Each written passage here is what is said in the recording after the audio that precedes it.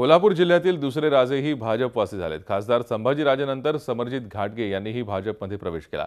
मुंबईत वर्षा बंगल्यावर मुख्यमंत्र्यांच्या उपस्थितीत त्यांनी भाजपमध्ये प्रवेश केला। महसूल मंत्री चंद्रकांत पाटील, प्रदेशाध्यक्ष रावसाहेब दानवे हे देखील यावेळी उपस्थित होते। समरजित घाटगे कागलच्या शाहू साखर कारखान्याचे अध्यक्ष असून अनेक सहकारी संस्था त्यांच्या ताब्यात आहेत। कोल्हापूर जिल्ह्यात भाजपची ताकद वाढवण्यासाठी इतर पक्षातील नेत्यांसाठी पायघड्या घातल्या जात आहेत। राष्ट्रवादी काँग्रेसचे नेते हसन मुश्रीफांना त्यांच्याच मतदारसंघात शह देण्यासाठी भाजपनं त्यांना आपल्या गोटात ओढलंय।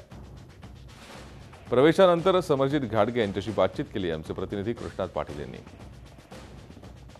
कोल्हापूर जिल्ह्यातील शाहू साखर कारखान्याचे अध्यक्ष समरजित घाटगे यांनी आज मुख्यमंत्र्यांच्या उपस्थितीमध्ये भाजपमध्ये प्रवेश केलेला आहे। ते आपल्यासोबत आहेत। सर, भाजपमध्ये प्रवेश करण्याचं काय नेमकं कारण आहे आणि कशा पद्धतीनं आता तुमची पुढची राजकीय वाटचाल असणार आहे? बऱ्याच 30-35 वर्षापासून शाहू ग्रुप, राजेसाहेब आणि हे समूह आहे त्याने राजकीय मानपासून आम्ही वंचित आहोत।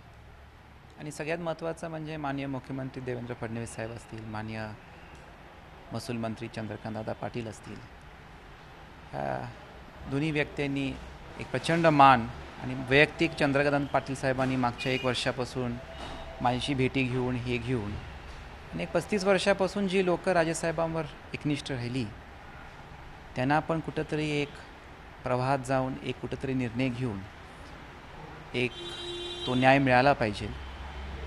आणि त्याबरोबर माननीय मुख्यमंत्री साहेबांनी थेट संवाद ठेवून माझ्यावर एक जो मान दिला आणि त्या दृष्टिकोनाने हे 1 वर्षापासून चाललेली प्रक्रिया दादांमुळेच घडून आणली।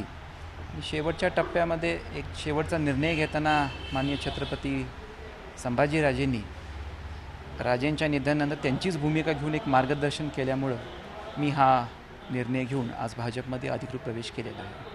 त्यानं भाजप इतर नेत्यांना घेत आहे आणि त्या पद्धतीनं कोल्हापूर जिल्ह्यात एक बळकट पक्ष तयार करण्याचा भाजपचा जो प्रयत्न आहे त्याचाच एक भाग म्हणून समरजित घाटगे यांना भाजपमध्ये प्रवेश देण्यात आलेला आहे। व्हिडिओ जर्नलिस्ट सुमेश भालेरावसह कृष्णात पाटील, झी मीडिया, मुंबई।